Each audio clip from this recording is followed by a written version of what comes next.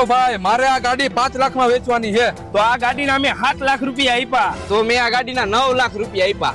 તો આ ગાડીના મેં 11 લાખ રૂપિયા આપ્યા. તો મેં આ ગાડીના 15 લાખ આપ્યા. તો 20 લાખ રૂપિયા મેં આપ્યા. તો મેં 25 લાખ રૂપિયા આપ્યા. આ તો 25 લાખ એક, 25 લાખ બે. આ ગાડીના મેં 30 લાખ રૂપિયા આપ્યા. અરે ભાઈ આ ગાડીમાં એવું બધું શું છે કે આટલી બધી બોલી લાગે છે? એલા ભાઈ જે વ્યક્તિ આ ગાડી લે અને એક્સિડન્ટ થાય, એક્સિડન્ટમાં કોઈ ન ગુજરે પણ ખાલી ઘરવાળી ગુજરી જાય છે. તો ભાઈ મેં આ ગાડીના 1 કરોડ રૂપિયા આપ્યા.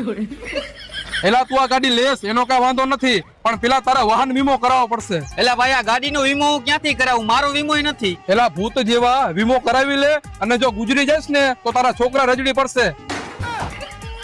ભાઈ વીમો તો મારે કરાવવો છે, પણ ક્યાંક સારી જગ્યાએ ડિસ્કાઉન્ટ તો મળવું જોઈએ ને. એલા આખા ગુજરાતમાં કોઈ ડિસ્કાઉન્ટ નથી આપતું, ખાલી વીમા ફાઇનાન્સ વાળા જ આપે છે. 2000 નો વીમો કરાવ